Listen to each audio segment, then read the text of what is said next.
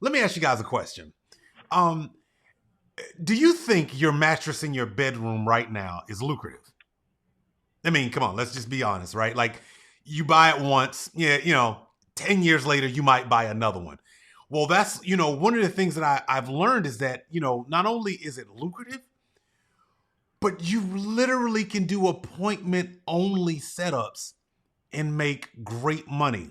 Now, you don't have to take my word for it. Here in the Grow Your Side Business podcast, we talk about a lot of different ways to make the money that you want. You don't have to listen to me. Guess what I did? I was able to connect with a gentleman who's not only been an executive in his life, he's been a busy professional just like you. But one of the things that he did, and we'll dig into his life a little bit in this interview because I'm like really excited about this. But he made a decision, and his decision wasn't the money, the more cars, the bigger house, and everything. You know what he did? He made a decision to enjoy his family and find a way to be able to make money at the same time. He enjoyed the golden handcuffs for a while in corporate, but he found a way. And ladies and gentlemen, I am like super excited to dive into this conversation because this is about to get really, really good. I want to introduce to some and present to others a gentleman that I am getting to know and that I think I'll have a long-lasting relationship with. His name is Brad Zoo. Brad, listen, man, you are like the unicorn that I'm thinking to myself, this dude gets it. Like, and I'm glad I found you, but this dude literally gets it. How you doing today, man? Man, any better than vitamins to be taking me, man. I am just doing fantastic. It's a sunny day in Iowa. It's been cold here, and man, 40 degrees feels like 80. I got my gym shorts on. I'm locked and loaded for bear, man. Ready to get after it. So most of I've got a few friends and folks here in the group who are down in Texas, and so they got like Armageddon cold. You saw some of the worst of it. I saw reports of like -70 somewhere, like in different parts of the country. It's a weird spot. But for you in Iowa, I mean, that's kind of like norm, blizzards, and it's like, it's a free country, and I live in Davenport, Iowa, and I still have yet to figure that one out. But it gets cold here, man. That's for sure. But this too shall pass. So that's right. variety is the spice of life. So it gets hot, it gets cold. We figure it out. So Yeah, that's right. That's right. Well, listen, man, let's do this. I want to make sure that my audience really understands who you are. Tell everybody what it is that you do. And what we're going to do is we'll dive into your story and your background, because I think one of the things that I found very interesting in watching you and seeing what you did and finally getting a chance to talk to you is I think the perspective that you have, to me personally, is needed today more than ever before. And I think it's because this, a lot of people are afraid to make a pivot. They're just afraid. And we'll dive into that. And I want to kind of dive into the story. But tell everybody what it is you do today. Yeah. So today I sell brand new mattresses by appointment only. Okay. So I own a mattress store. It's literally called Mattress by Appointment. There are about 500 dealers that do this across the U.S. But I literally, as you can see, behind me, I literally get semi truckloads of brand new mattresses. I place simple ads online. I set up times to meet people by appointment only. Each appointment takes about 20 minutes, and we make several $100 every single time we do it. And it's crazy because it's one of these like boring businesses that are very lucrative and very profitable. So if you've ever read the book, Red Ocean, Blue Ocean, right? The most successful people find a way to take something that you already know people like or need, a boring, tried and true service or product that's, pet food or whatever it is.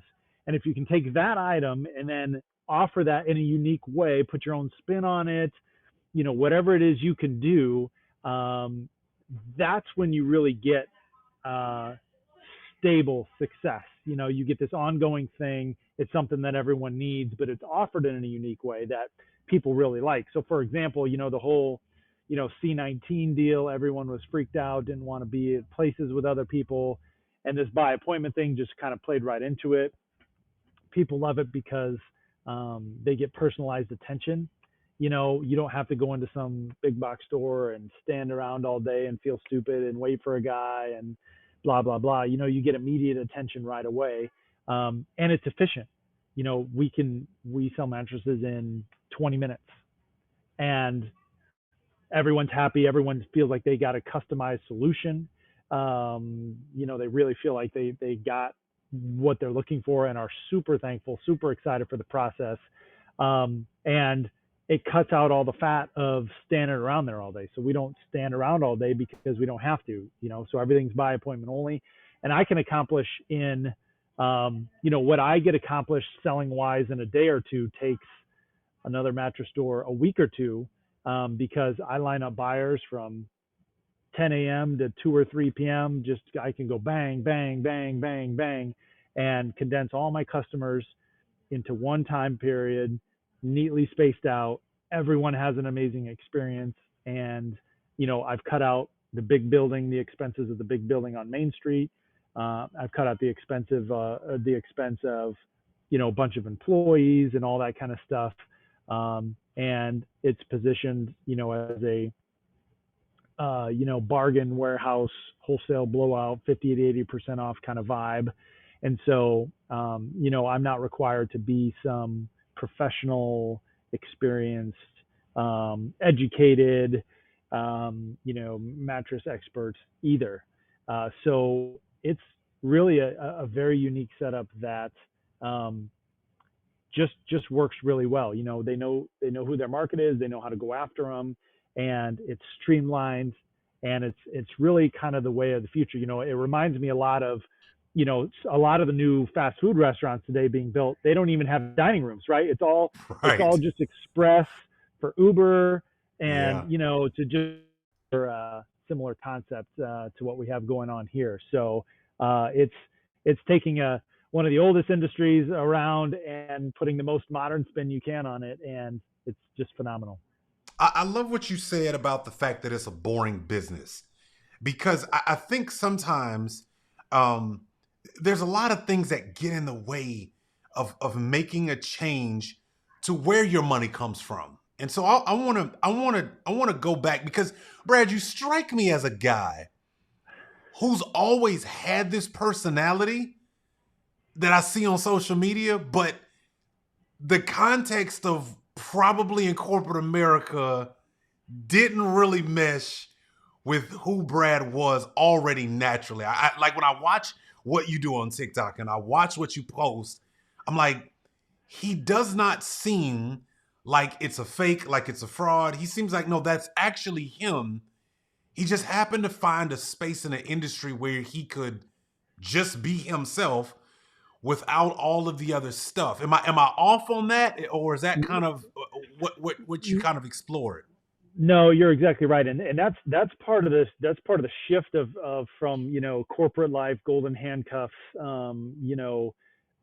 like kind of doing something you like, but hating how it's delivered. You know what I mean? Like I got to do some creative things where I was and this and that, but it wasn't like mine. You know what I mean? And it's all about owning your life and being in full control of everything that you do. And I got to express myself, but it had to be in this certain way and then this certain thing, and all these parameters on things. And so, making that transition to be your own person, you find yourself doing some of the similar things. I don't, someone's probably not going to go from corporate America and then become a dentist and just like dramatically shift their, specific occupation. I'm a salesman, I'm a marketer. So I was just doing it over here, and now I'm doing it over here. And I just get to experience that in, my own way and do it how I want to do, because I'm the boss, right? Um, it's funny because I'm wearing this hooded sweatshirt, and like I'm that guy that loves brands, and I got all the stuff, and I got the $150 custom dress shirt right over there, and I was like, that's what I need to wear. He invited me on a podcast, it's respectable. I need to be looking sharp, and I thought, what would be more of a representation of the theme of what we're doing here today is that it's still me, but it's the way I want to do it. it's in my hoodie. It's still a expensive hoodie, don't get me wrong, but it's taking who you are and just maximizing it in the way that you're in control of, that you, and the reward and the fulfillment that you get out of that far outweighs the short-term pain you may incur to bridge that gap of pulling the plug and going over here. I mean, when Yeah. I pulled the plug to go from here to here, it wasn't just all sunshine and rainbows, but the Right. the short pain is just definitely worth it. Hey, you're enjoying this episode, right? Well, there's something I wanted to share with you. Have you ever heard of the triangle of value? Well, it's something that I actually teach in my Side Hustle Secrets course. See, you actually have a profession, you have practices, and you live by a set of principles. That is your triangle of value. Well, within that triangle of value, you are so valuable in the marketplace that what you know in your head, somebody else is willing to pay you in order to be able to get that information so that they can do the same thing that you're doing. But you didn't know that until now. Well, I've created something just for you. I got a course called the Side Hustle Secrets course. If you go to thesidehustlesecrets.com, you can go ahead and get into my course. I teach you how to use that triangle of value and actually be able to create you a great online profitable business. But here's the cool part. Along with that, I show you my core 4 strategies and how to be able to take that triangle of value and turn it into 4 different streams that you can be able to leverage to be able to build you a great side business and reduce the financial stress. Because listen, I know you're enjoying your job. I know you've done all the work that you needed to get where you are today. But I also know this: between layoffs, firings, and downsizings, it's bound to happen. It happened to me twice. I don't want it to happen to you. Or at least if it does, you have something to fall back on and you don't have to hurt you and your family. I know you got a lot of information in your head and I know you could scale it. And I know there's somebody else out there who is happy, willing to pay you to get that information. Well, let me show you how to do it. Go to thesidehustlesecrets.com, get the course, and let's work together to build out and build you what you need for you to have a great side business. Let's get back to the episode. Yeah, let's talk about that. So, give everybody an understanding of what you did corporately. First of all, before you even got there, who was Brad? Like, what was Brad doing and how did you end up in this corporation? I know you told me before it was a family-owned kind of business that you just kind of, you took, but walk us through that process, because I would imagine when you grow up in a family that has a business, there's just this automatic assumption, well, yeah, that's what we do around here. Yep. I have friends of Yep. mine who own, tech firms, or they own some of them are like out there in the Midwest with you and they own like farms and they're like, yeah, this is what we do. This is the family. Yeah. You're the guy who was like, yeah, I'm gonna do it for a bit, but I got this thing over here that I'm gonna go do. But walk us through this identity of, because you got the corporate identity and you also had the family identity and you're having to Yep. play with both of those. What was life like with that?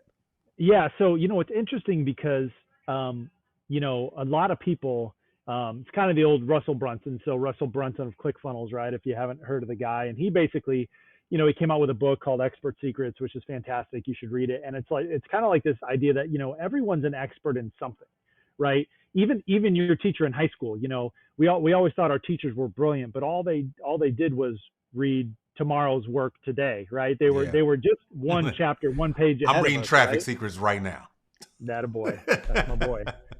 And so we have this aura about ourselves. Some people are salesmen, some people have so we have another company we have is called My Baby Can Sleep. My wife can get baby sleeping through the night. Like, my wife has this incredible gift to coach people to get their baby sleeping through the night. We wrote a #1 best-selling baby sleep book, and she works with thousands of families all over the world. This kind of superpower, right? And what happens is, here's the big miss. Okay, the big miss is that everyone has this superpower, and they end up more times than not getting a job that's like kind of pseudo related, right? They have this burning desire in them, this energy inside of them that they want to get out and they need to get out, but they don't quite understand the framework on how to do it or what life could like, right? So what do? They subscribe to what the world wants to sell you, and they say, okay, well, get up, get good grades in college, and then when you turn 18, you're either off to college or the military, or whatever, or good grades in high school, whatever. And so we subscribe to just get in the rat race, like Robert Kiyosaki talks, and we just start going in this direction. And it's like what everyone tells you is kind of like the right thing to do, and how you're going to find success in life and happiness. And then what happens is that because you have some talent, you get a decent job, right? And then you get promoted a couple times, and then all of a sudden, like,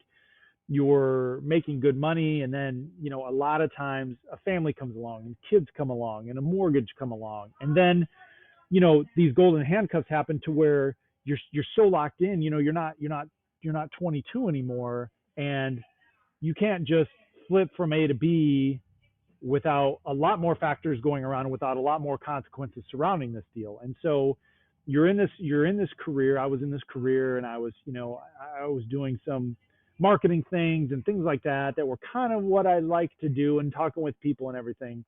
And I was making all the good money and had the house and everything.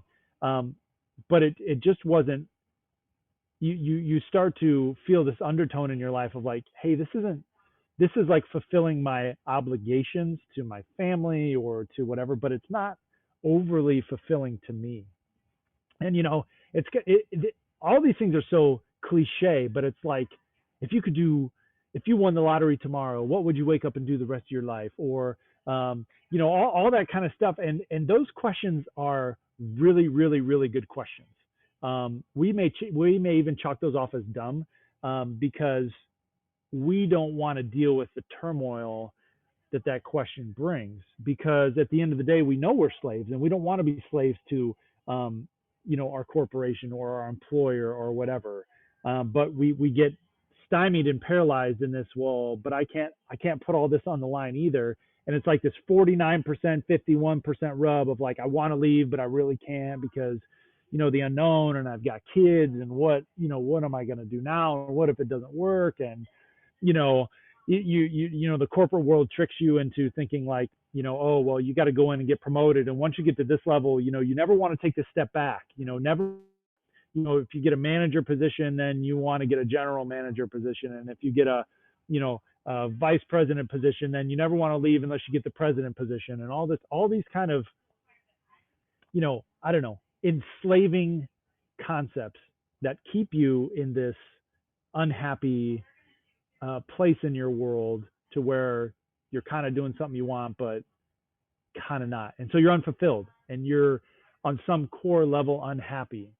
And, again, it seems cliche, but there does come a time in every man's life where it's like, okay, what am I doing? Right? I'm just a guy on this blue and green ball trying to figure this out like everyone else. And here's what I know is that someday, my time on earth is going to expire. And how do I have want that to go on? Am I going to really continue on my whole life being miserable and unfulfilled in what I'm doing, or not? And there has to be this decision made of if that's how I'm going to live my life or not. And there's a fine line between internally making that decision and then it playing out, right? So like, I made a decision, but it doesn't mean I walked in and quit the next day, right? I mean, there's a transition in an intelligent, wise way that these things plays out. So those are kind of two separate things you can separate out in your mind of like, is this the right thing to do or not? Okay, let's just be honest with ourselves and say, yes, quitting my job is the right thing to do. Okay, now the second part is, let's figure out what it looks like and how it plays out to do that. And then let's put a plan together to make that happen. For some people, that could be a 2-year process. For some people, it could be a 2-week process. It could be a 6-month process. It could be whatever. And for me, it was, because I have 9 kids, and the big house and all the trimmings and all the stuff. And I didn't want to. So one of the things that I did, I should say, is that I started my business on the side and grew it and grew it and grew it. And I said, okay, honey, here's what we're going to do. I'm going to start this second business, and we're going to grow this thing. And pretty soon, my full-time job is going to become my part-time job. And when that happens, we'll know then that it's time to quit, that we got this thing rolling, that our income's completely replaced, and then it will make the switch super easy. So I chose to do a couple years of hard work, double time, getting this thing up and rocking, um, so that I didn't have to, jump out over this chasm of the unknown and risk all these things and all that kind of stuff to mitigate the transition, from where I was to where I am today. So Yeah. I think I Tell me said a this, lot Brad. there, but I'm interested because you mentioned something and I wrote it down. You talked about, it's a very powerful statement: fulfilling obligations, but not fulfilling me. And you talked about the decision. There's a nuance in those though that you mentioned here, and I want you to unpack this, which is it was a family business. You made a decision to build a side business, and you knew where you were going. Talk to me about the family dynamics. When what did y'all have a conversation? Was there like this, hey family, I'm oh yeah, I love y'all, but I'm over here. What was that yeah. like? Yeah, I mean, so look, I was very thankful for the family business for sure. And I knew that what I was um, wanted to accomplish with my time in life, my free time, I wanted to own my time. I wanted to own my life, right? That was the ultimate goal. I wanted to report to me. I wanted to own my time, and I had to bet on me, right? There comes a point to where you have to place a bet on yourself. And so I knew that as I sat down and I drew out my life. Okay, so let's back up a step, right? Lifestyle design, right? So take out a sheet of paper and go, hey, what do you want your life to look like, right? Do you want to wake up and, have coffee and, have family worship time and read scripture with your children in the morning, head out to the office about 9:30 at your leisure, you know, go to the office, go to your business, put in a few hours work, be able to come home, say hi real quick at lunch, go back to the office, work out, go to the gym, and be home by 5:30 for supper time and rinse and repeat, right? So that was the short version of my life that I wanted to live. I wanted to see my family more. I was working 60 hours a week and I didn't eat dinner with my family, and I wanted to wake up and see them and not rush out the door and eat dinner with them at 5:30 and be in complete control. So I designed my lifestyle. Then I go, okay, can I achieve this lifestyle in my current position? No. Okay. So therefore I can't do that. Therefore I want to work towards my designed lifestyle with all the effort I had, right? Eric Thomas, right? He's a motivational speaker, fantastic, fantastic guy. He says, figure out what you want. And these are really simple statements. The older I get, and I'm 39, going to turn 40 this year. Um, and I know it's hard to believe with all the gray, it's not the year, it's the miles, but, I'm going to have one of you here coming up soon, but, figure out what you want in life. It's a very simple statement. Write it down on a piece of paper, get with your spouse, whoever your pastors, whoever you need to, figure out what you want and focus and go after that with everything that you can, right? And so that's what I did. I said, my dream life can't happen here. I need a vehicle to go make it happen over here. And, God provided an opportunity to start this business, you know, fast forward, in a simple statement. And we did. And we started on the side and it got up and running quick, a lot quicker than I anticipated. And honestly, I hung on to my current job a lot longer than I should have. But it just got silly. It just got silly so fast. I was like, okay, we're well beyond our agreed upon numeric, factors that would allow me to go. Yeah. And I did. So we had a plan. I knew what I wanted. I went after it. And inside of that, the important thing is that I was willing to forsake then Mm-hmm.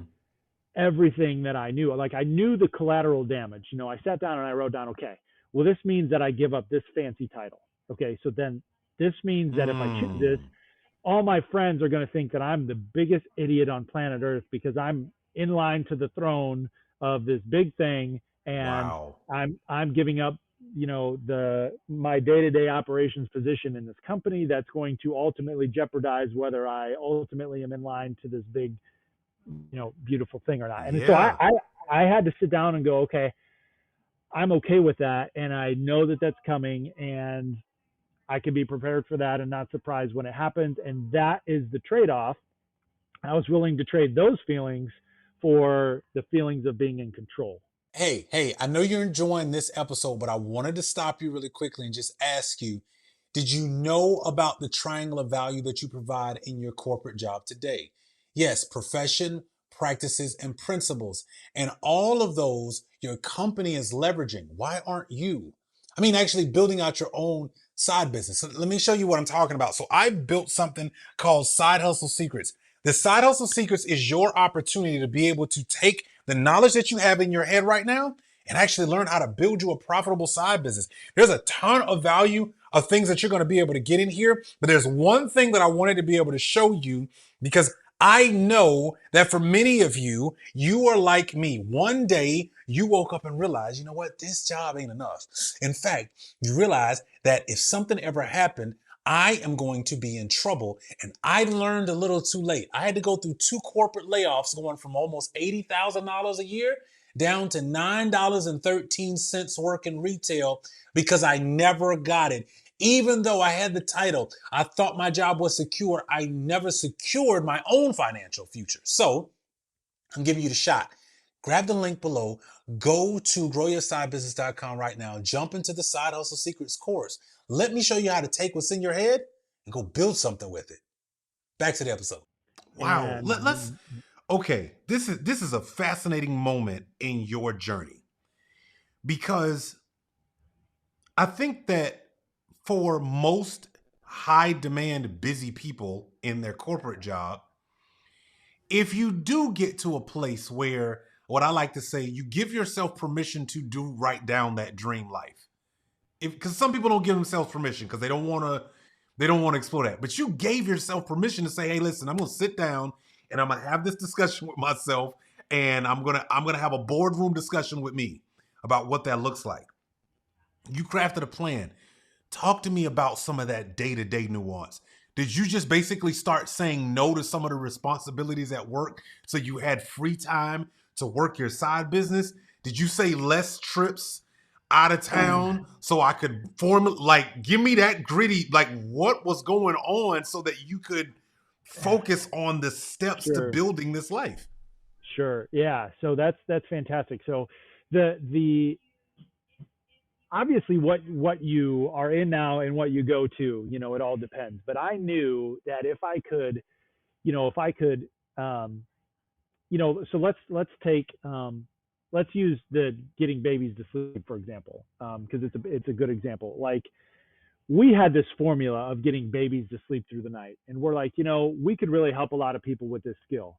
And I always joke around. It's like, hey, if I had $1 for every time, some mother or father said, man, I wish you were around when my baby was little, they wouldn't sleep, and all that kind of stuff. It's like we built this process. Okay, we had this sleep accelerator course, and we started to get students inside of it, and we started to get results like we knew we would. I mean, we got a bunch of results before we're like, we've helped like dozens and dozens of people, and everyone's like started referring friends and friends, and we're like, oh my gosh, we have a business. Let's formalize this and put all this training into videos so we can help a lot of people. So we built this thing that proved concept, right? So like my goal, while I was still at my corporate deal, was to build a business that worked, right? That that I knew I could get inventory in, my marketing worked, I knew that I could sell it, I knew kind of what the profits were, all that kind of stuff. So then at that point in someone's business, all that's left to do is scale, right? So I built out while I was still my day job a business that proved concept, worked, all the algorithms worked, all the marketing worked, and all that. And so I knew that all I had to do at some point was to just, you know, turn on the cash, the marketing, and ratios would occur, percentage of leads would come in, percentage of people would buy, we'd make X percentage of dollars. And I know that if I was going to replace X amount of income, I needed X amount of leads, which took X amount of dollars and all that kind of stuff. So we built out the structure. And then when it was time to scale,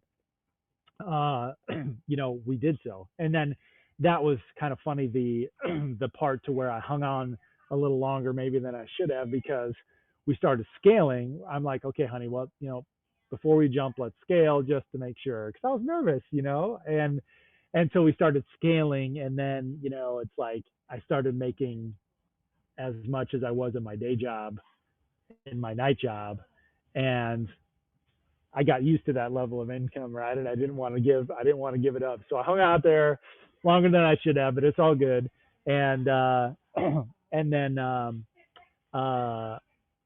we made the transition, and boom, it was just done. So if you're thinking about doing something similar, you build a concept, and then when you're ready to really, pump it up full of life, you can do that. It's interesting that you brought that up, because I think there's two moments for every person that's ever built a side business. The very first time you get that first check from your side business, that feeling. Then there's the moment of, oh, wow, this thing is making serious money. And I'm having an identity crisis, because I built my life off of this corporate structure. Everything I am, when I introduce myself, it's the long title, right? Everywhere I go, my house is a monument to my achievement at the job. But I now built this side business, and I'm almost having to date this new version of me, right? So I think there's those two moments in life.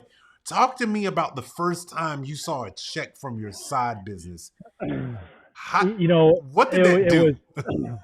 It was empowering, because I think we as humans, we think we're pretty smart, and we think we're pretty cute, and we think I could do that. And we do a lot of, especially in the corporate world, our current jobs, it's so easy to Monday morning quarterback and make decisions, and analyze other people's decisions and say, oh, I could do it better, I could do this, blah blah blah. But then there's this moment of truth of like, okay, all right, you show me, right? And you have this internal conversation with yourself. And so it's this validation of, whether that's $1 or $100 or $1,000 or $10,000. It's this validation of like, I did it, and it was 100% me, and there's no exterior person or place or thing to blame but myself. And so we as humans, we love to live nestled behind these shields and these excuses of people's, places, and things that we can coach or blame or whatever. And so when you do this, you prove to yourself that not only that you can do it, but it's just you. It's this Lone Ranger, this I am the man, I am fully I have everything inside of me to do this.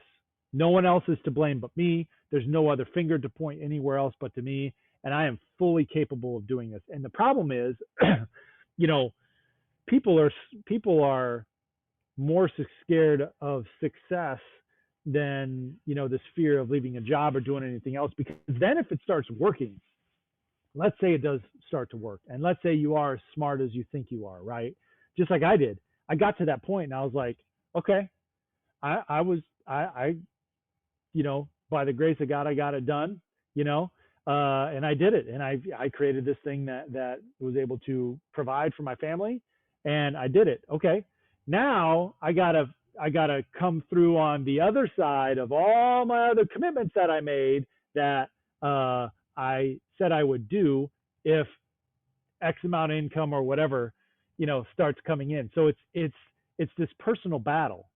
It's this transition from you being dependent on someone else to you being dependent on yourself, and then taking all the actions that there are to take based on that. So I went from waking up every day to and having to be dependent on other people and other things and everything, to base my decisions off of, to I wake up every day and I create my opportunity every day. I'm responsible to assess what I'm going to do and how the business is going to run. And I'm 100% dependent on me to, um, and 100% in control of my world. And I'm responsible, good, bad, indifferent, whatever. And that amount of responsibility, people generally don't like, even successful people, because you can get tangled up in the corporate web, and there's so many outs and nuances and politics and things. Well, oh well, I couldn't get that promotion because Bob is brother-in-law's sister's married to this Yep. guy, and of Yep. course I couldn't get that. Here, the only reason I didn't make $20,000 today is because of me, right? The only reason I didn't whatever today is because of me. And so when you get the full opportunity, you get the full responsibility, and you get the full blame, and you get the full success, and you eat everything you cook, and people just aren't used to that. I like where you're going with this, because I agree. I do think that the full weight of the responsibility is what scares people on even going down the path of a side business. They know Yep. they're smart. They know their stuff. They even know that what they do at their corporate job, they could potentially even leverage in their side business. It's just that, man, I don't know if I want the other side, to your point. Okay, so I remember my first check. I remember it. I took a picture of it. It was for $7,508.34. Nice. Do you remember the amount of your first check? I don't. I mean, I remember what sales were and net profit and that kind of stuff. What was But the net profit? This is a good one. What was the net profit? yeah, so it was, and that's the cool part about this opportunity, man. I mean, it's you have the ability to make huge amounts. But yeah, second Right. month it was like we did like 80,000 of Time out. retail sales. Whoa, 80,000. And we're gonna get into this structure because I'm more curious about, like, out of all the things you could have done, you chose mattresses. But we'll get to that in a second. I get it. I get it. But 80,000. When you woke up when you went to bed the night before and you woke up the next day and you see this number, how was the conversation between you and your wife at that moment? What was that like? It was crazy, because to be honest, I mean this was side business number 1,734 that I had either 100%. looked That's at and right. started, right. And like Mark Cuban says, you only got to be right once. That's all it takes. And but yeah, it was crazy because I think people, even anyone listening to this right now, we get so hung up on, like, even the product or business we're in, like listen, I if it is moral and legal and it can turn a dollar, I don't care if it's mattresses or tacos or whatever it is. It can be a viable business, and people just on that principle alone say, well, I can't be a corporate executive and go have a t-shirt company.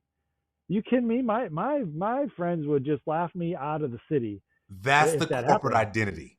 That's the thing. I did a post recently about this because I realized that there's so many people that I run into, Brad, that are like, but yeah, I'm the VP of sales at Telecom X, and I can't do anything quote unquote less than. I gotta be a VP of whatever at my next thing. How in the heck am I gonna go from executive, whoever, to mattresses? Like, to most people, it's not anything but their corporate identity has them believing that it has to be equal, or in the world's eyes. And what I realized, for me, I was struggled with this.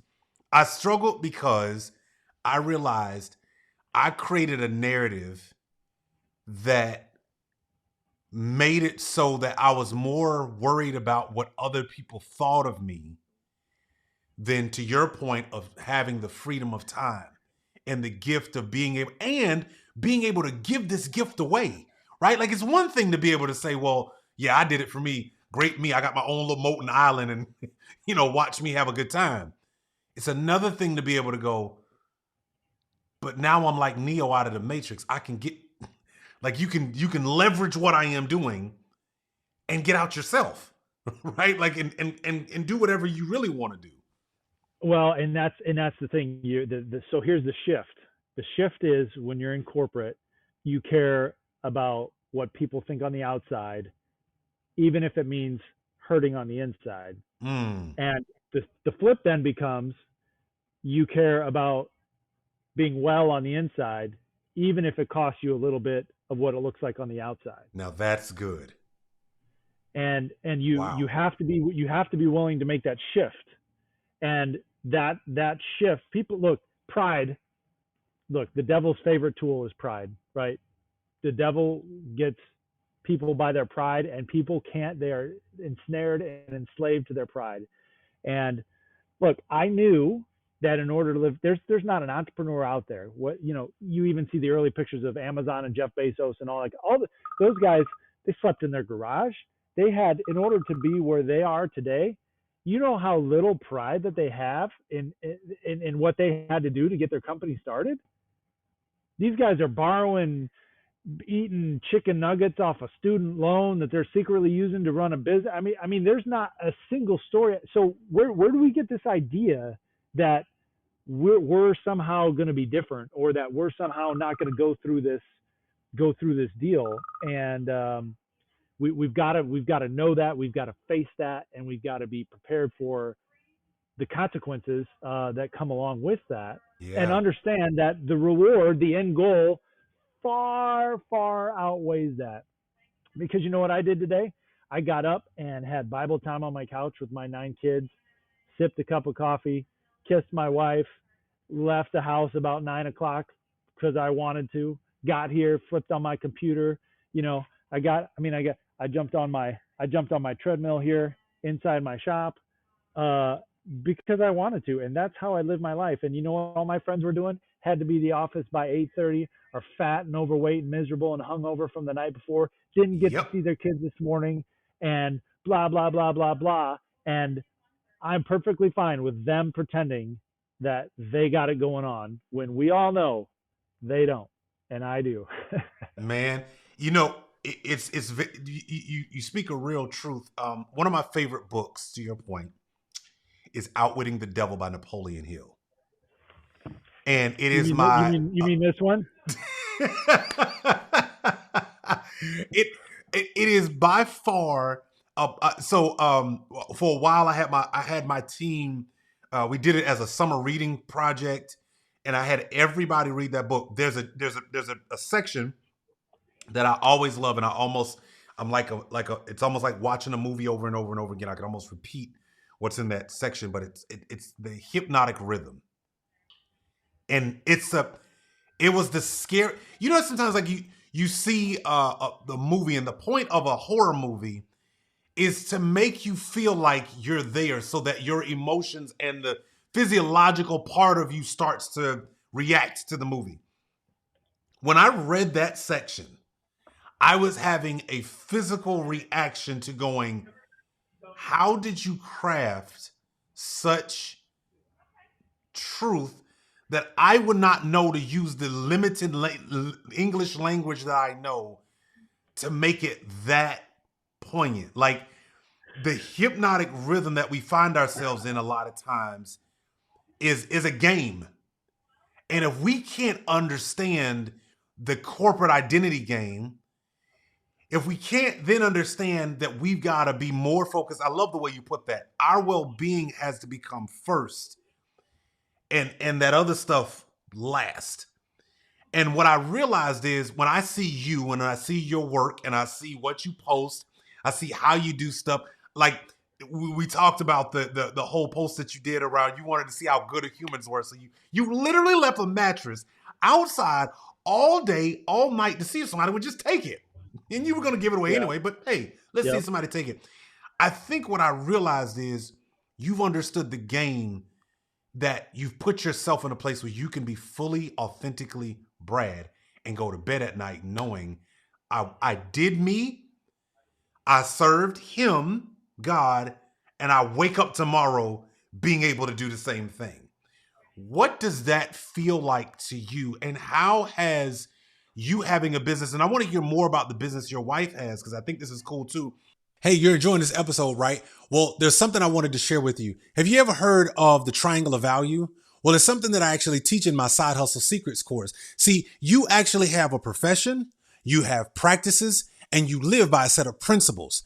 That is your triangle of value. Well, within that triangle of value, you are so valuable in the marketplace that what you know in your head, somebody else is willing to pay you in order to be able to get that information so that they can do the same thing that you're doing. But you didn't know that until now. Well, I've created something just for you. I got a course called the Side Hustle Secrets course. If you go to thesidehustlesecrets.com, you can go ahead and get into my course. I teach you how to use that triangle of value and actually be able to create you a great online profitable business. But here's the cool part. Along with that, I show you my core 4 strategies and how to be able to take that triangle of value and turn it into 4 different streams that you can be able to leverage to be able to build you a great side business and reduce the financial stress. Because listen, I know you're enjoying your job. I know you've done all the work that you needed to get where you are today. But I also know this, between layoffs, firings, and downsizings, it's bound to happen. It happened to me twice. I don't want it to happen to you. Or at least if it does, you have something to fall back on and you don't have to hurt you and your family. I know you got a lot of information in your head and I know you could scale it. And I know there's somebody else out there who is happy, willing to pay you to get that information. Well, let me show you how to do it. Go to thesidehustlesecrets.com, get the course, and let's work together to build out and build you what you need for you to have a great side business. Let's get back to the episode. But how has this even changed the relationship, the conversations you and your wife have about life, about money and business and all of that? So here's the thing. You know, I think I think the 2 biggest skills in life are, number 1, to be self-aware, and then number 2, your ability to pivot, right? Nobody wants to be the guy, you know, with the booger on his nose, walking around the party thinking he's something he's not. So one of the things that helps me in my life is to separate out talking about the right thing versus committing myself to do it. And so what that helps me do is that I can take out a blank sheet of paper and I can say, okay, ideally in a perfect world, without commitment to yourself or without any whatever, what should this look like?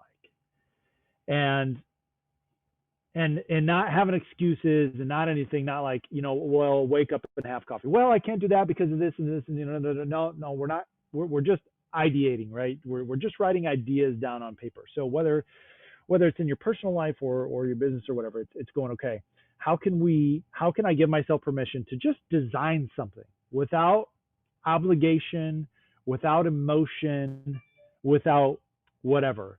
And it separates out thoughts and feelings, right? Some of the smartest people I know, and what I try to do and be, is separate out my thoughts and emotions. So I would design something on paper without emotion, and then I would go, okay, in a perfect world, this is exactly what my perfect day would look like.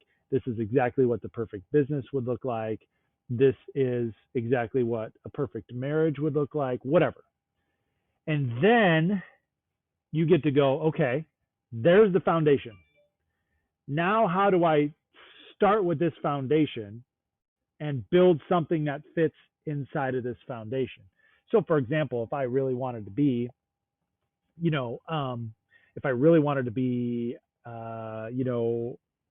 have time as one of my primary goals, I knew that, hey, you know, a t-shirt company, for example, and yes, there are t-shirt companies that make millions and trillions and billions of dollars, but I'm like, you know, that's going to take a lot of time to make $7 here, $9 here, all that kind of stuff. So I thought, as a side hustle, ideally, on paper, ideally, you would be selling the highest ticket item as possible with the highest margins as possible as infrequently as possible, right? So think of, if you could sell private jets in your spare time, right?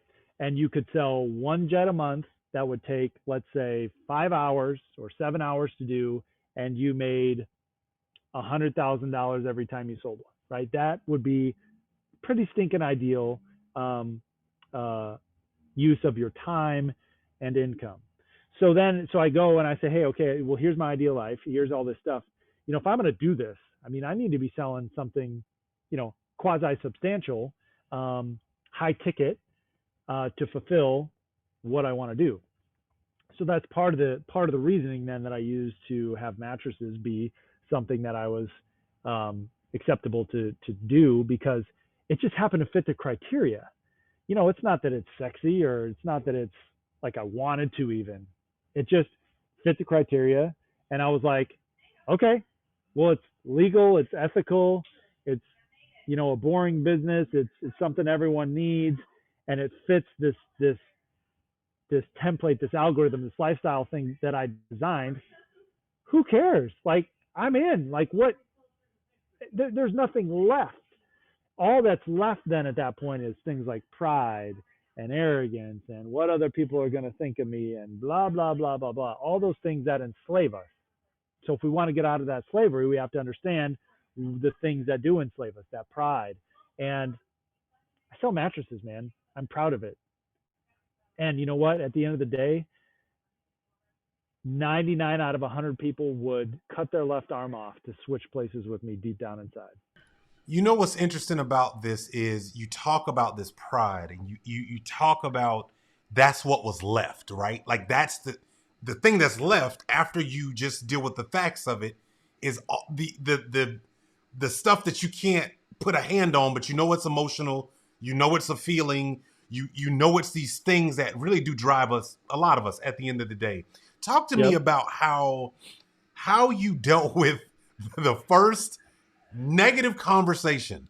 The first time you've gone out here, you started dealing with this business, and somebody personally is like, Brad, listen, man, I love you.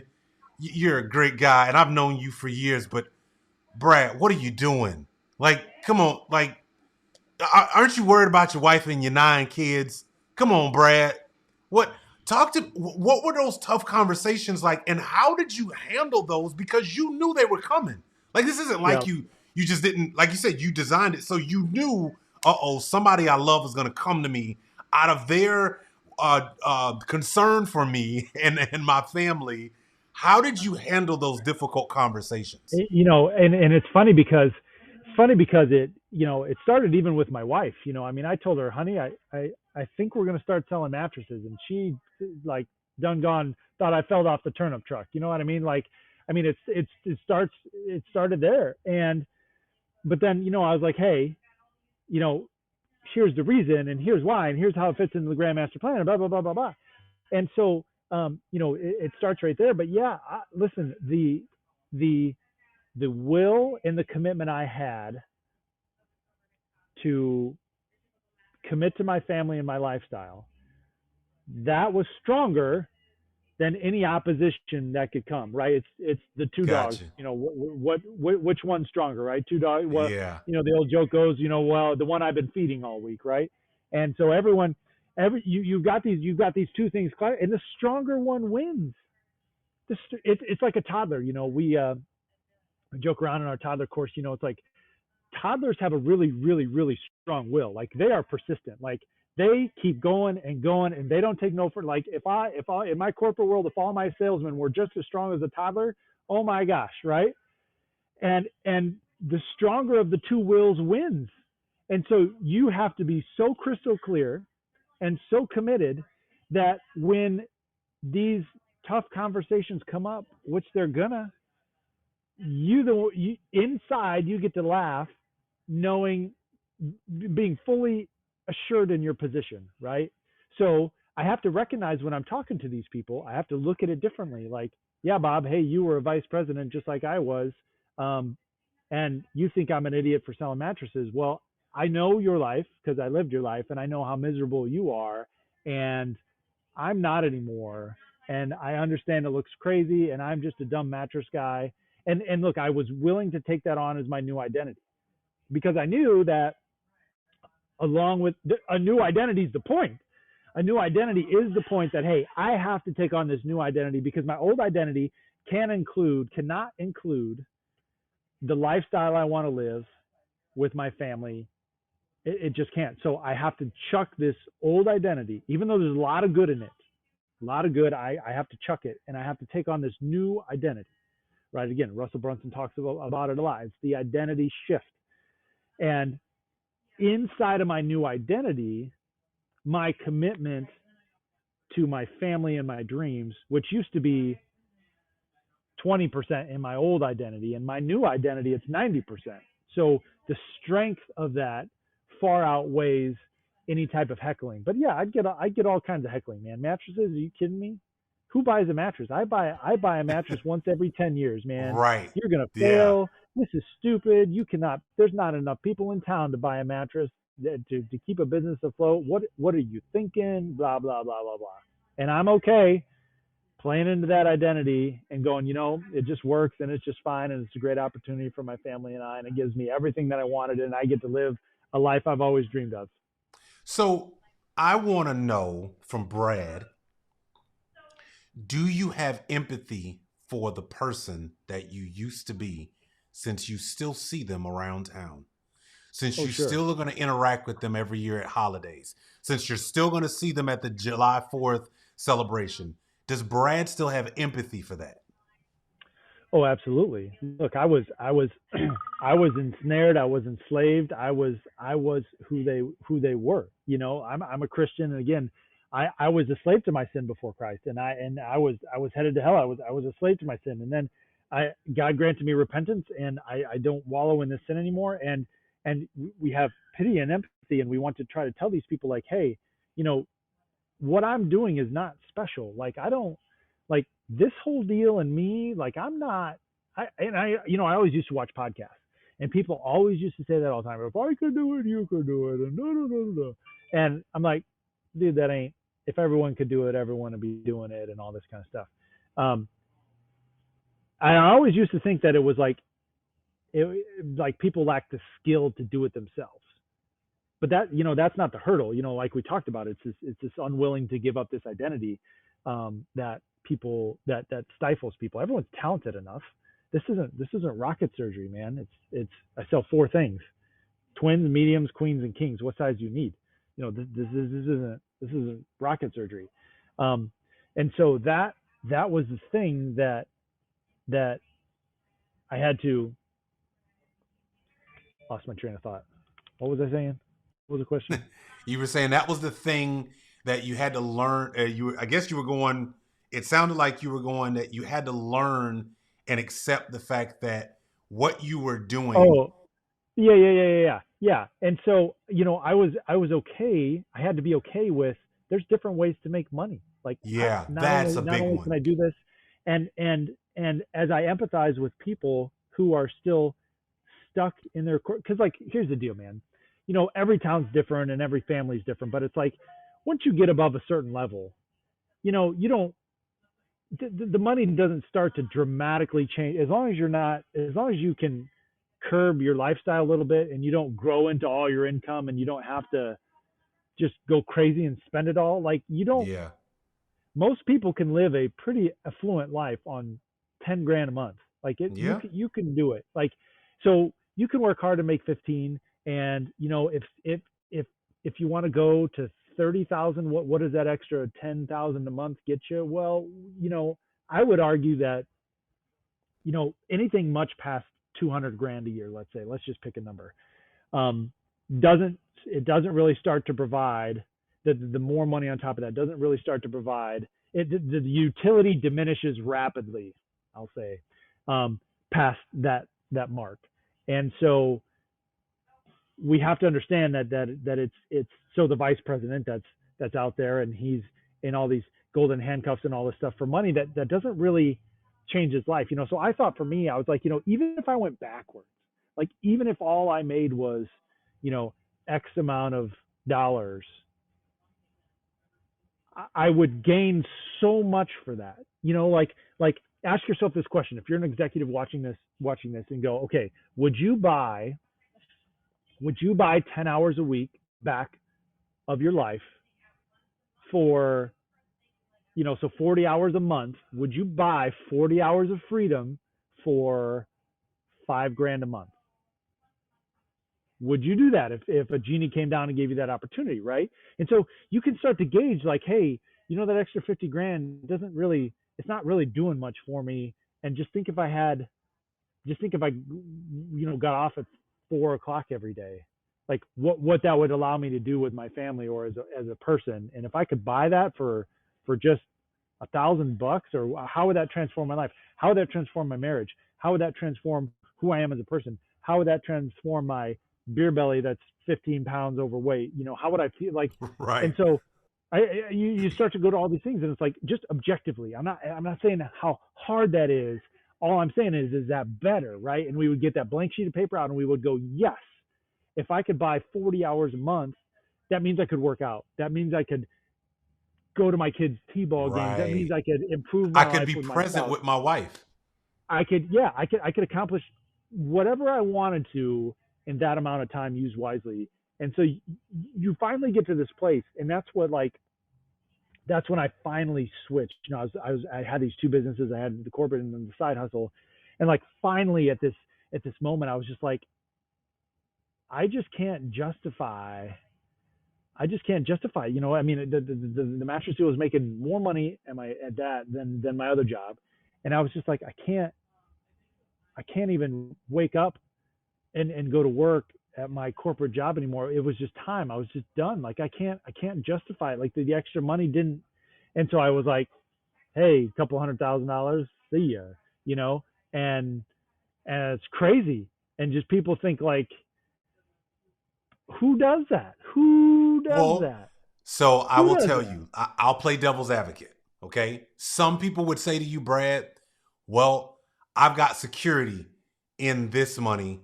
You don't, because you don't know tomorrow if the technology is going to pop up and now we're sleeping on air. And, at my job, Brad, I've been here, 17 years. I've put my time in. I've got only a few more to go and I'll be able to retire, Brad. I feel like my role and what I'm doing is a lot more secure than what you're doing. To that, Brad says what? You know, and there's certainly a difference between, hey, if I hang out on my job, for 2 more years, I get some fat pension for the rest of my life. Okay, whatever. But, um, you know, there's never a good time. It's like having kids. If you wait till there's a good time to have them, you'll never have them. If you wait till you're financially, secure, when is that?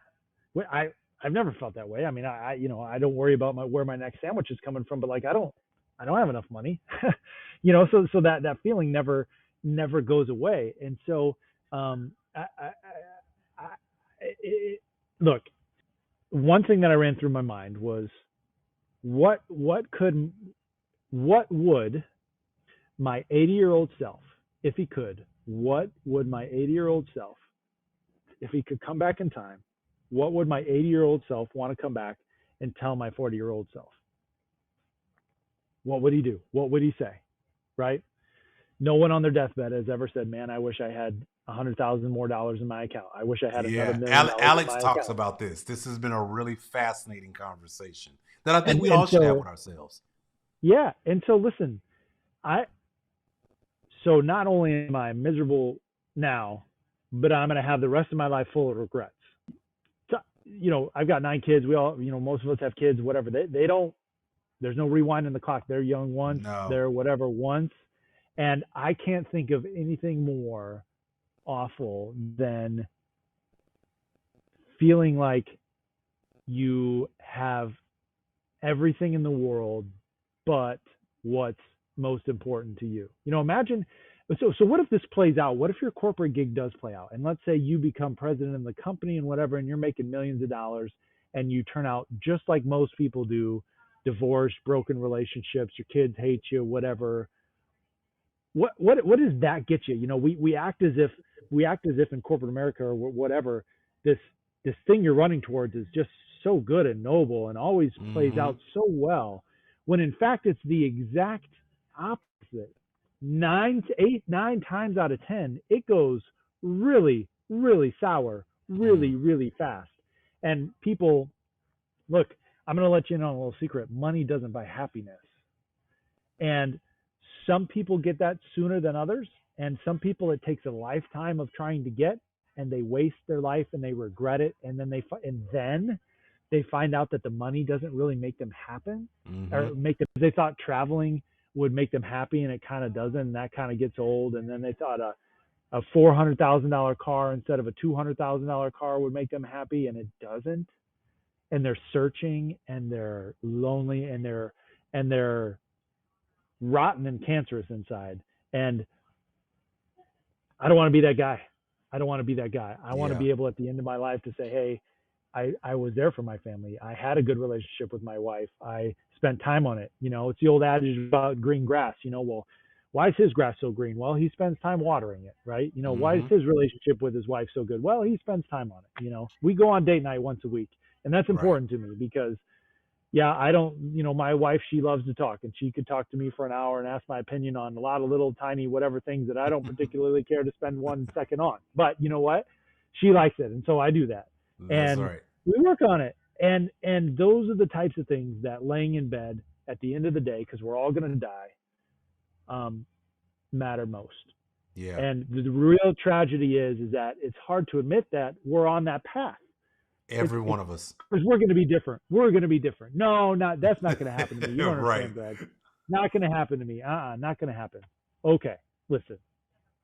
I know myself enough. Look, I would perish tomorrow if I was up to my own devices. I am the worst of all sinners. I am a total wreck without who God is, and so I ain't betting on me. I would be that guy for sure times 10, and I would do it better than you. And so I don't want to do that. I can't do that. What Yeah. kind of life is that?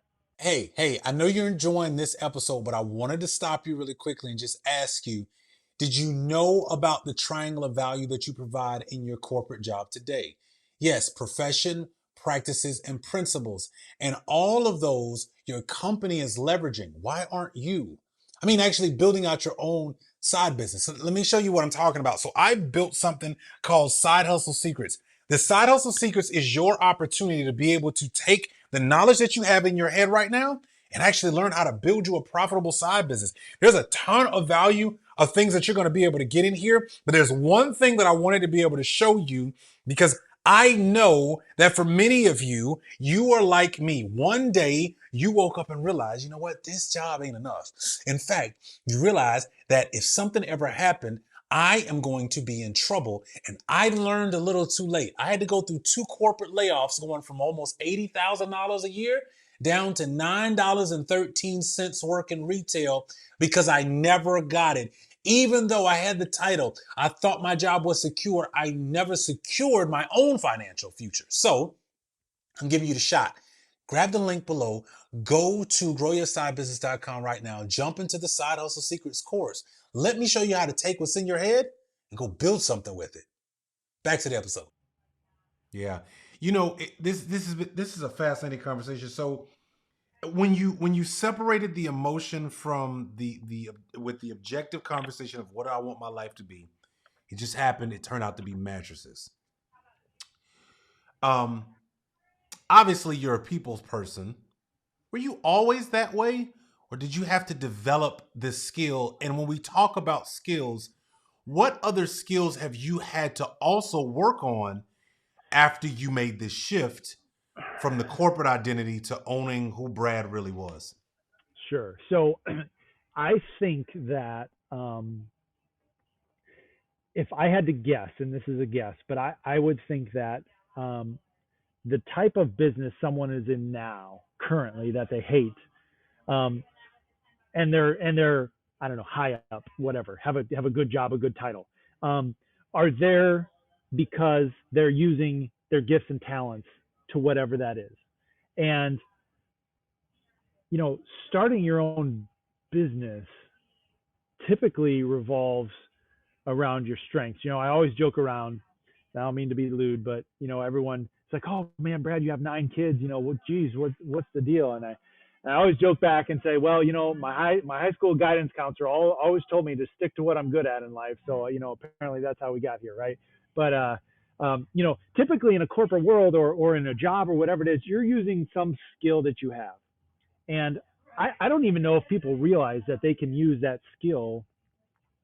same skill, just for themselves. So if you're an accountant at PricewaterhouseCooper, right, or whatever, you can quit that job and you can go open up your own private accounting practice, and you can work the hours that you want to work. You can take on the clients that you want to take on, and you can transition into working for yourself with the same skills. Right now, there are skills that certainly come and go. Like accounting, for example. All I learned in college about accounting is the higher it done, right? And so that's what I've done. Marketing. If you don't know marketing, chances are you probably are going to have some type of marketing you need to be doing for a business. So it's good to learn that skill. But again, take out and see, and that's part of the exit plan. Okay, so like you take out that blank sheet of paper and you say, okay, what is my dream life? Okay, well, I get up and blah, blah, blah, blah, blah. Okay, but what is my dream business? Okay, well, I'd really like to own my own flower shop someday. And let's say you're a agriculturalist or whatever they're called for some other big company, and you love flowers, kind of related, but kind of different, type of deal. You put out your plan and go, okay, well, I know nothing about business, but I'd sure like to have my own. And you dial this up, and maybe you say, okay, well, I need to take some basic business classes at my local community college in order to get the skills that I need to fulfill this dream. So it wouldn't make sense that, oh, last night I dreamed that I want to have my own flower shop, so Monday morning I'm going to walk in and quit. No, we would say, okay, here's the plan, but I need to learn these skills, and I can learn all these skills in one semester at a community college. I can take 6 hours. And so you go to your spouse or whatever and you say, honey, okay, I'm going to start this flower shop, and but in order to do that, I need to know this, and this. They're offered here at a local community college. It's a 6-month semester. I need to take 3 classes. They're on Tuesdays and Wednesdays. So we're going to need to rearrange if we did this, we're going to need to rearrange our lifestyle like this. Would this work? Are we on board with our spouse, whatever, blah, blah, blah, blah, blah. And we dream up this plan. And then we go, okay, is this what we really want? Like, would this satisfy all the things we're trying to accomplish, all the conditions? Yeah. Okay. So we agree, here's the plan. Here's how we're going to do it. It's going to be a 6-month, exit strategy. And we know that's the right thing to do. Okay, boom. Now we're going to commit to doing that, right? Step 2 is, okay, boom, we're going to do it. And so most likely you're highly skilled in what you do, and you just don't think you are. And there's actually very little preparation to be done in order to achieve that goal for you to do it. But again, if there is, that just becomes a part of your exit strategy that includes a semester at a local community college, and boom, you're done. Yeah, what's interesting about you saying that was I realized as I was building my first side business, I gained a different perspective and appreciation for my actual job. Because if regardless of whether you have a side business or not, there's a lot of times where we're not maximizing our true potential at work every day for whatever the reason is. Money's good. I don't want to give too much. Whatever our reasons are, sometimes we're not fully showing up at the job. But what's interesting is I noticed when I started building a side business, I noticed these opportunities to go learn things that I knew I would need. To your point, the example you gave might be a community college.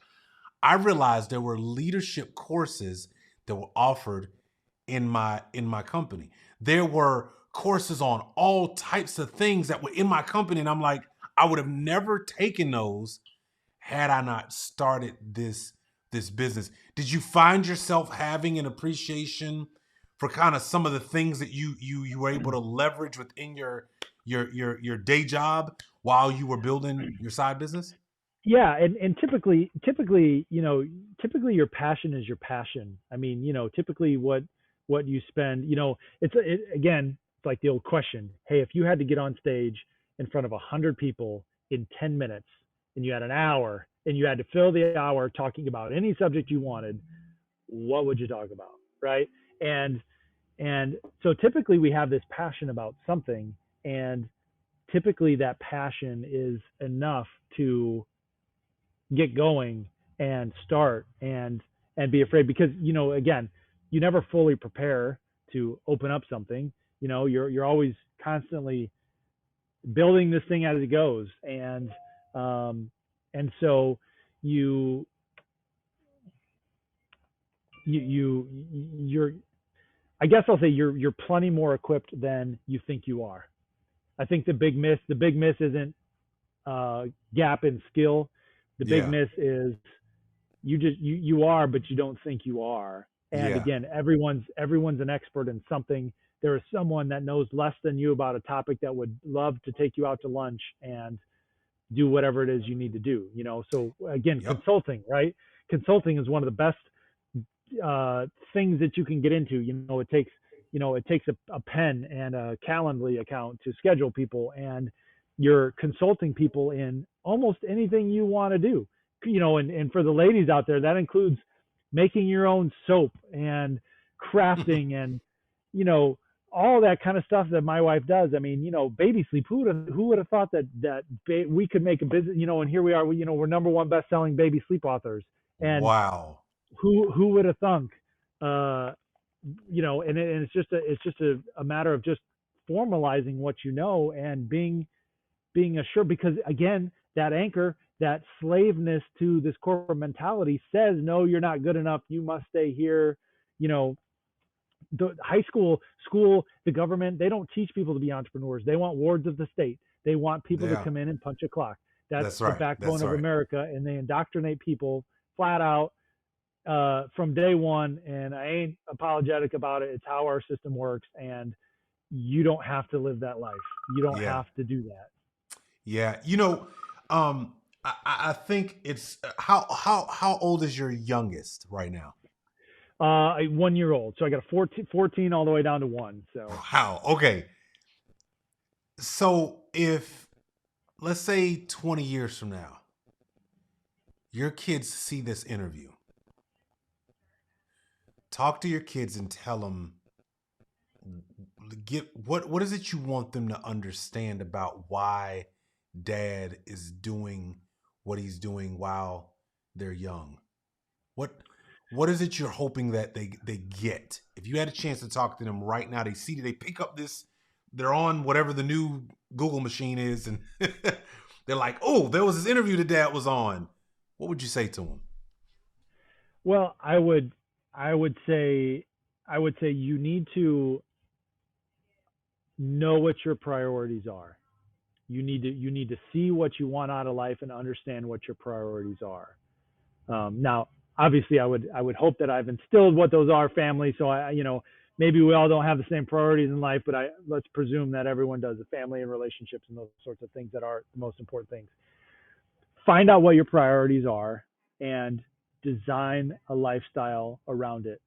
Don't get caught up in the um, the pride of life um, that distracts you from maximizing a life that will most fulfill you. It's okay to live in a smaller house and own your world. It's okay to make a little less money but own your world. There's no product or service that is ethical, legal, moral that is somehow worse than another product or less meaningful to sell. Understand who you are and what you want out of life. Find something that you're passionate about. Take part in lifestyle design to concoct a life that fulfills you. Because, you know, my mom used to always tell me, "Oh, you grow up fast. Can't believe I'm 40. Oh, I never imagined I'd be this old. Blah blah blah blah blah." And the days are long, but the years are short. Okay, you are 7 years old right now. You are going to be 27 in the bat of an eye. You're going to be 47 in the bat of an eye. And I never really understood that until I had kids. Kids kind of help time go faster. I don't know how that works, but it does. And we're not promised tomorrow. We are one of the biggest lies of the devil is wanting us to think that we are promised tomorrow. We are not promised tomorrow, and we need to live full lives. And it's funny. So the old Duck Dynasty TV show, right? And one of my favorite old TV shows. Great old TV show. And Jace, the guy that had the black hat on, and he's like, he said something profound that stuck with me for a long time. And he said, in my best, Southern, Jace Robertson accent, he goes, if you're too busy to hunt ducks, you're just too busy. And, I thought about that, and that has stuck with me my whole life. Like if you're too busy to where you're not handling your priorities, to where you're not looking out for your relationships, to where you're not taking care of yourself, your kids, and your family first, if those are your priorities, it's bad.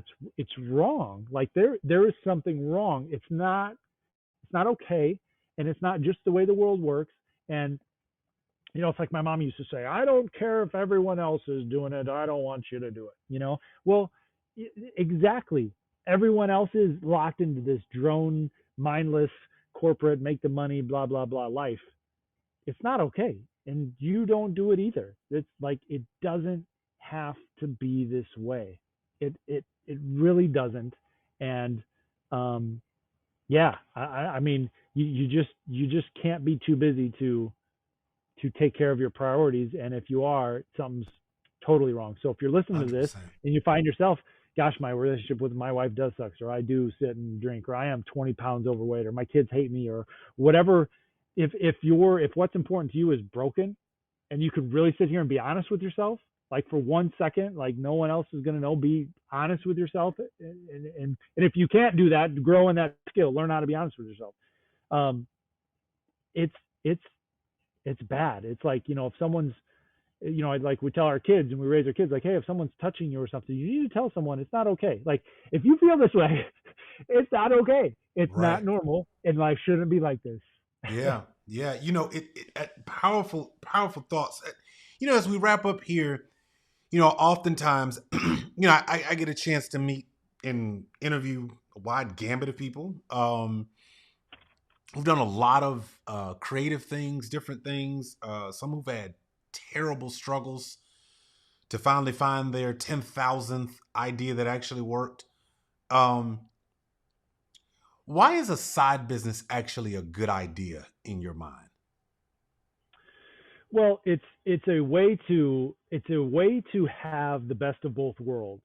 Okay, so obviously the extra income's great, but it's the way to start to live out this alter ego that's inside of you, right? That loves to do this thing, and it helps grow and strengthen this confidence, this clarity that you need to pull the trigger.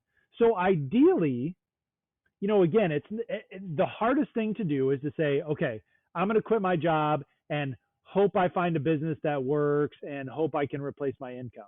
Like, that's the most terrible, worstest plan ever. Please don't do that. The best case scenario is that you have a job and you're passionate about something, and then you start doing this passion in your spare time, and then you start to kind of formalize it in your spare time while you're keeping your income going, And then this thing grows and it grows and you start to do it more and more and more. And now all of a sudden you got a horse race for what's giving you more income. And then you go, gosh, I can make as much money following my passion as I can with this boring corporate job that doesn't fulfill me, that I hate. And then you just, one just overtakes the other. So that's ideal. That's ideal to transition out to where, I called my dad in the family business and I was just like, Dad, I just can't commit anymore. Like I'm making, and he knew, and, he knew all this money. I'm like, I literally, I just can't, I'm too rich. I called in rich, man. I was like, Dad, I'm too rich to come into work. Like I ain't calling in sick. I'm calling in rich, man. Like I can't, I can't make myself do it anymore. Like what am I doing? Like, why would I go do that? And it was it. And then nothing, there was no skipping my bills. There was no, oh man, we just got to make it through this hard 90 days. There was no nothing. It was just smooth. It was seamless. The bank account never even missed a beat. It's crazy. Man, I have to say this, Brad. Thank you for what you've done and being an example of what's possible. Because I have found that while we may aspire, right, individually, a lot of people have not found an example. They aspire to a lot, but most of us don't have a touchable example. It's not tangible. It's not there's no, Sure. you may want to be Jeff Bezos, but you don't have a Jeff Bezos living in your backyard, okay? You don't, that's not a reality, right? Like everybody, you might love Elon and you might think that some of these people, Beyonce's not your friend. She doesn't live down the street.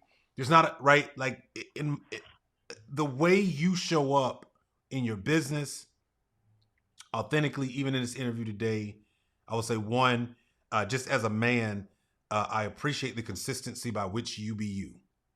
That I appreciate. I think the second thing is your example of being a guy in the middle of Iowa who could have chosen a lot of different paths. I mean, let's just be real.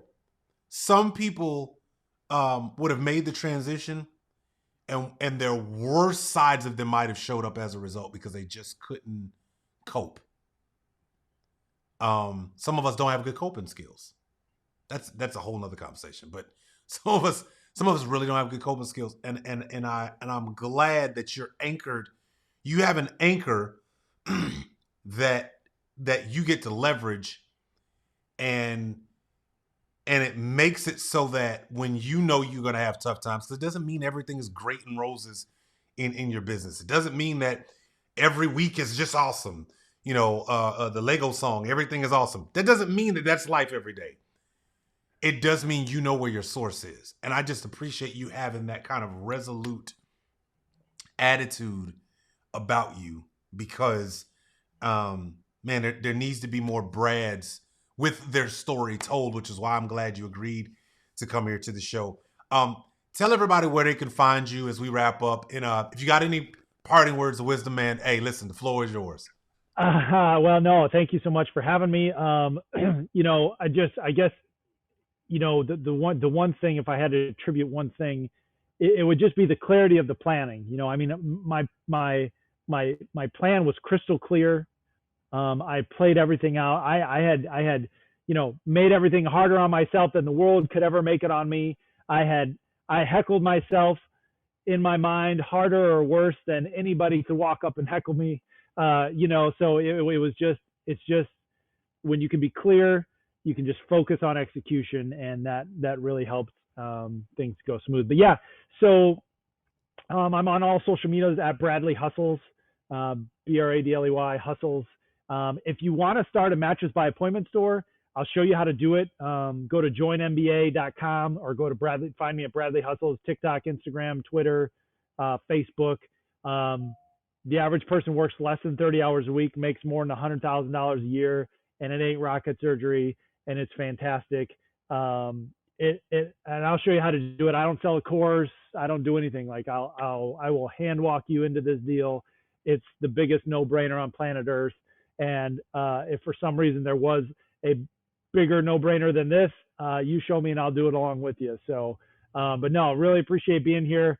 I hope what I had to say helps somebody else. And it's always good to be here. But at Bradley Hustles on any social media. Awesome. Well, man, listen, thank you for being here. For those of you, listen, man, if you inside the Side Business Builders group, listen, man, this is the kind of conversations that we like having. Real conversations with real people who have something to share because they've had experiences, right? So listen, thank you. What I'd like for you to do is this. Today is Monday. You know my slogan, massive action. Don't just hear this interview and say, oh, that was great and it gave me goosebumps. What are you going to go do with it? Are you going to go write your objective plan? Are you going to sit down with you and your spouse and say, hey, listen, you know what? We're going to sit down and design the life that we say we want without the emotion, right? That was a great nugget. Are you willing to do that? Are you having corporate identity issues because you're building your side business and you know you need to make that shift? What are you going to do today? I want you to go take some serious, massive action today. Don't wait. Don't say, oh, I got to go do this thing first. No, you first. As you know, if the plane is going down, you don't help the person next to you. Help yourself first. So go take some massive action. If you enjoyed this, make sure you leave a comment, a like, a share. I'm so grateful, man, that we got to have this conversation. And y'all, listen, it's been another show, another great episode of the Grow Your Side Business podcast. If you enjoyed this, man, share it. Let other people know that this community exists and they can be a part of it. Thank y'all for being here. We appreciate y'all. I'll catch you guys in the next episode.